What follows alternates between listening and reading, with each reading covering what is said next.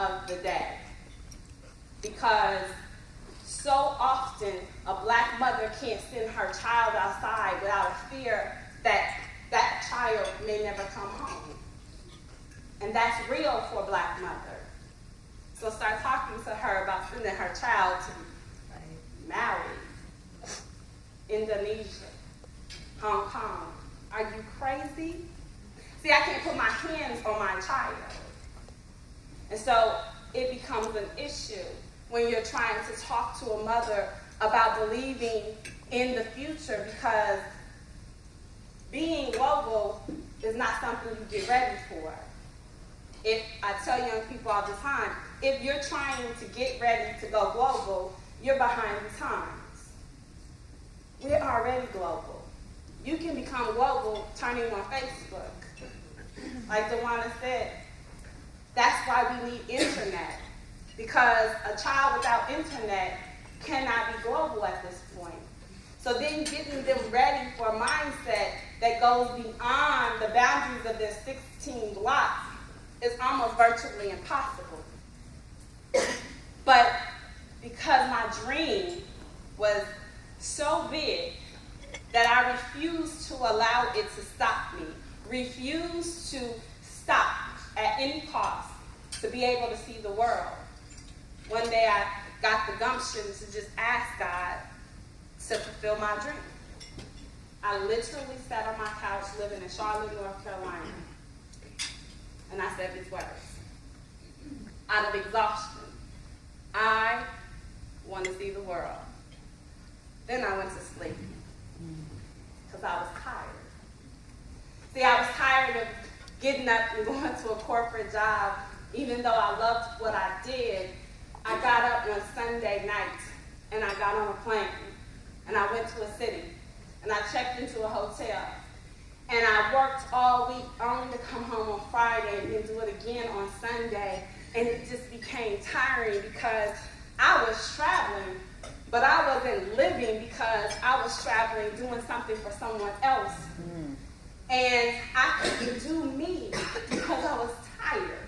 And so I got tired enough to ask for what I wanted.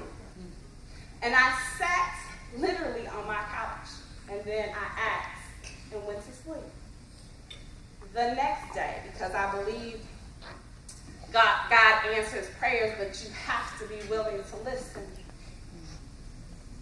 The next day I had an email from a recruiter because I had lost my job and was downsized. And I had my resume out. And so the recruiter reached out to me and said, I saw your resume. I think that this would be a great opportunity for you. Would you come teach in Korea? Now, I'm a little black girl from Nebraska, and Korea, the closest thing to Korea I could think of was MASH. Sorry. I used to watch MASH every night before I went to sleep in high school. It put me to sleep.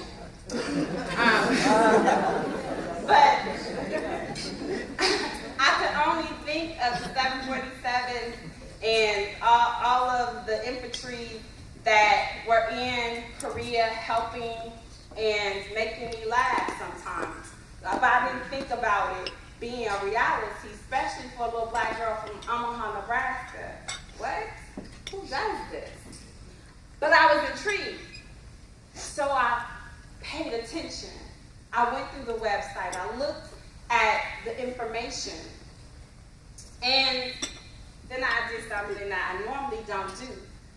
I deleted it. Because they didn't have the right pictures on that website. It was pictures of a folk village. And those of you who have lived in Korea, you go visit the folk village, and little pigs running around, and they don't really look like they got running water. And see, I'm not about that life. I've stayed at one hospital my entire life, and it was like $35, but it was brand spanking new. It had the best central air. I loved it, and I didn't have to share a bunk bed. It was a little hotel, really, in Korea.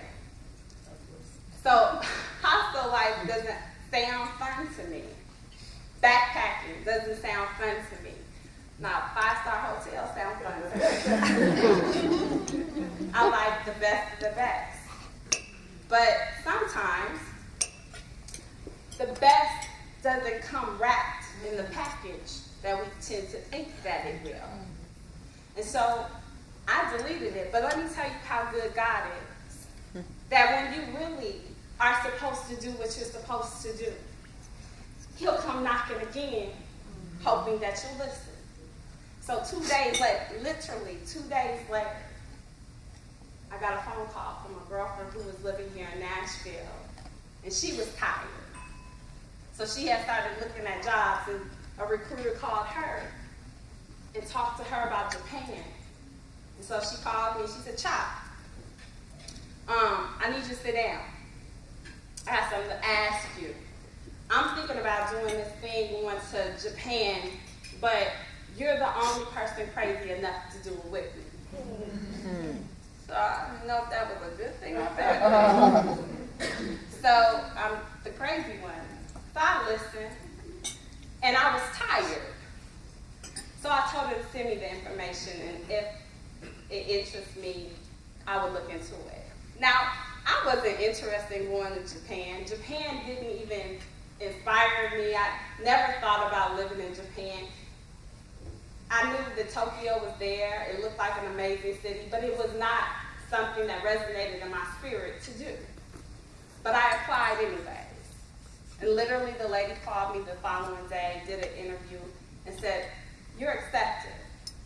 I said, "I'm accepted? What's that mean? I'm going to Japan?" And she said, "No. Unfortunately, we don't have any more jobs in Japan." Okay, so where you accepted me to? She said, "So would you be interested in going to South Korea?" I believe in synchronicity. That was 2 days ago, or 3 days. You sent me an email, South Korea. I said, "Look, I guess I'm supposed to be there. Something is in South Korea for me. Let's go." 2 months later, I was standing in Incheon Airport. I got off the plane. This little black girl from Nebraska who literally had a cell block with her name on it. Because you do know that if you cannot read on the 3rd grade level, at 3rd grade, they start counting cell blocks for you. That's how prison systems are formed, based off of literacy rates from 3rd grade. If you cannot read 3rd grade, that's when they decide how many jails they need to build. Well, she couldn't read on the 3rd grade level at 3rd grade. Not because I wasn't stupid, but because I was dyslexic. And because I had a learning disability. But my mother, who was crazy enough to believe in me, used to tell me, "Do you believe you got a problem?" "No, I don't think I got a problem. You got a problem?" And so she always told me to believe in myself. Told me I could do anything that I put my mind to. So I did. And so when I got to the 5th grade, I had a teacher, Miss Genevieve, who believed in me. And she said, "Do you know how intelligent you are? Do you know how you think? She said, you got all little kids in 5th grade paying you. You are a business owner." Sure, sounds good to me. Do they make money? That's all I needed to know. And she said, "Yes." She said, "You're brilliant." And it built my confidence. But here I am, fast forwarding, standing in Incheon Airport, a little black girl from Omaha, Nebraska, who was a daydreamer, who took trips to different countries on a magic carpet while everybody else was learning. Here I am, standing in Incheon Airport, looking up in amazement. Look how far I've come. But it kept getting better. See, the great thing about living in Korea is that I arrived in May, And in June, at the end of June, I had vacation. I was like, I like this job. You know, I don't really like working. So this job sounds great. And so on vacation, me and one of my coworkers went to a little island south of Korea, in between Korea and Japan, Jeju Island. And one day we had this bright idea that we would go to Sunset Peak. And so Sunset Peak sounded wonderful. We got on this tour, and there was black sand. I never saw black sand before. But just as we were getting off of the tour bus, it began to rain. Now, I'm a little black girl from Omaha, Nebraska, but I'm still a black girl, right? So I was like, you know, it's raining outside, and my hair is about to swell up, and this ain't gonna look good. However, I was in South Korea. And better yet, I was in what the Koreans call Hawaii of South Korea.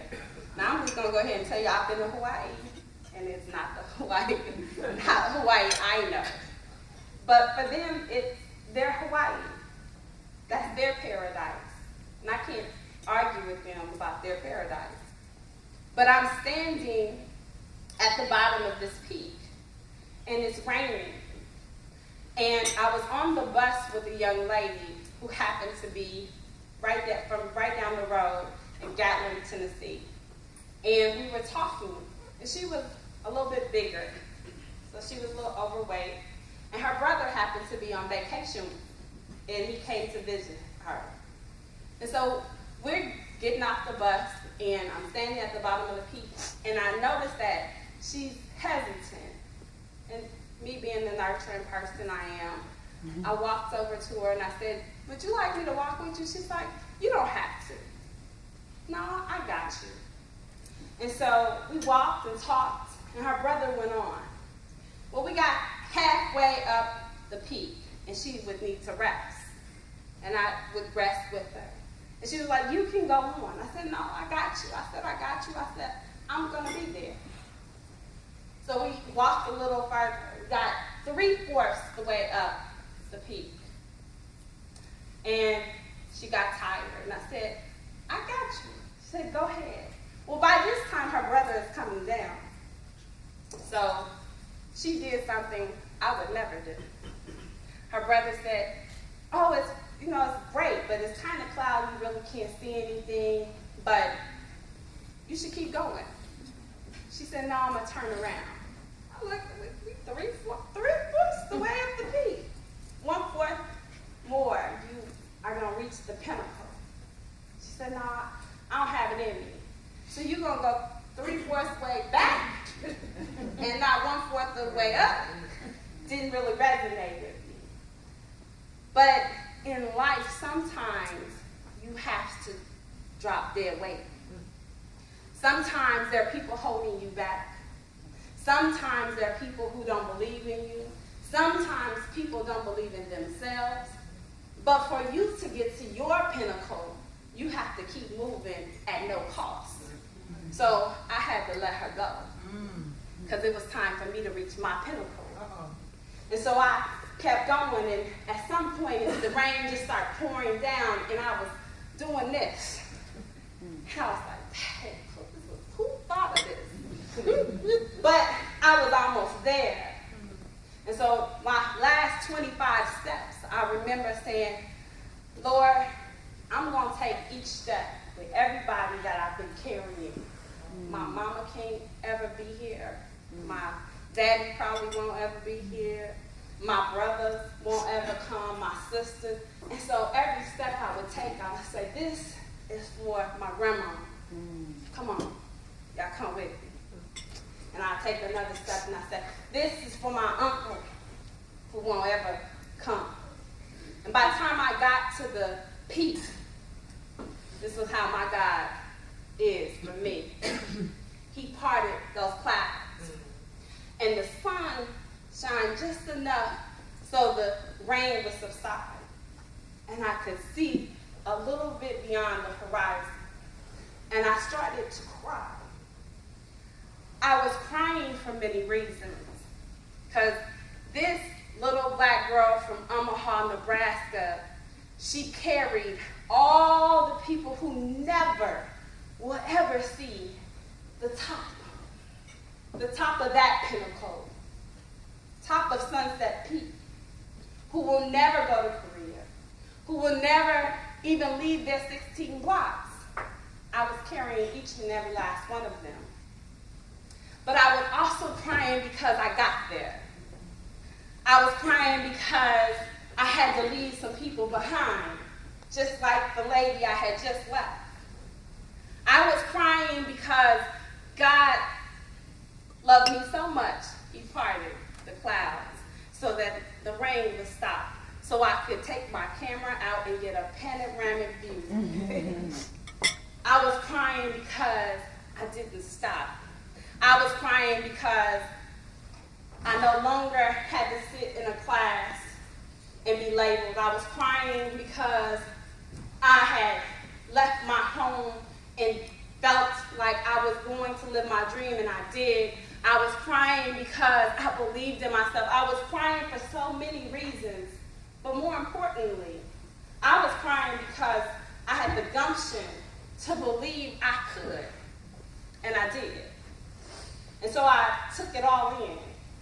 But then sometimes you get to the peak and you got to come back down. And you have to come back down because there are people depending on you.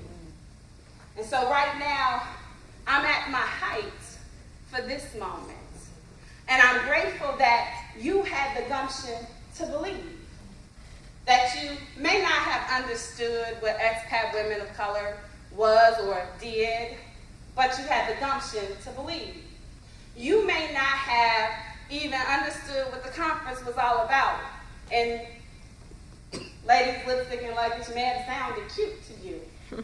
Whatever the reason is, you had the gumption to believe.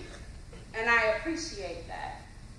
So I had to come down off that peak, and when I did, it gave me the opportunity to come back to America and start an organization, because I knew that women who looked like me needed an opportunity to connect, to have resources, to live their dream, no matter what it is. So I consider myself a daydreamer as a child who grew up to become a visionary. And the difference between dreaming and being a visionary is that you put action to your dream. See, there's a whole lot of dreamers out there, but everybody's not a visionary. But there are visionaries out there who are dreamers. And so whatever your dream is, no matter why or what reason that you came here this weekend, I appreciate it. And I hope that whatever you thought you would get, you got more. I hope that you made the connections that will take you to the next level, and that you can get to the pinnacle, whatever that pinnacle is, even if that means just getting until tomorrow and living and thinking about your dream again. Because some of us forget about the dream. We put them aside because we have children. We put them aside because we have family issues. We put them aside because we don't have enough money. But whatever your dream is, it's time to live it. And remember, when you go, doesn't matter what suit you have on, what dress you have on, you can't take anything with you. So it is my intention, again, to die empty. So that's really what I wanted to talk to you about. But more importantly, I want to talk to you because I haven't defined Expat Women of Color this entire weekend for a reason. Because I wanted you to get here, to the pinnacle, so that I could define it for you, but more importantly, that you can leave here and define it for yourself. See, Expat Women of Color started when I was living in Korea, and I would get together with girlfriends, and we would have brunch, and we would talk about, girl, I can't stand Korea. Ooh, these Koreans are crazy. Or, ooh, I miss home so much. but I don't want to go back. We got to figure out how we can make this happen on a different level. And we would connect and network. And we would get each other jobs. Girl, I don't want this job no more. You want it? We would do that. And that's how this formed. And so now, that was 2011. It's 2016. We're a nonprofit. And we really want to make a difference. And as DeWanda said, we partnered up to make the boarding pass program real. And so next year, 2017, we're going to take 10 girls on our very first trip. And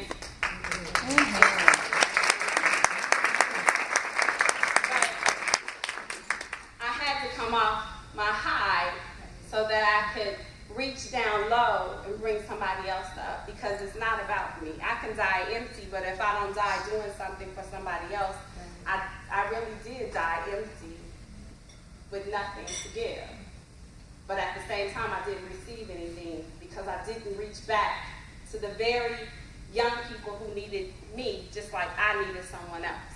And so it's my vision and my mission to make sure that other little girls who look like me, who people are telling them, girl, ain't nothing over there, or people be dying over there.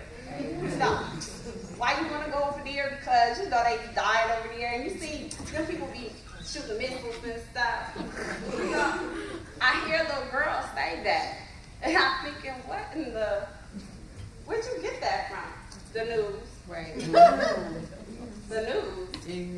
I used to have people while I was living in Korea call me and tell me we had just got bombed. Right. And I was still here. I'm talking to you. Really? That happened? Yeah, you need to leave immediately.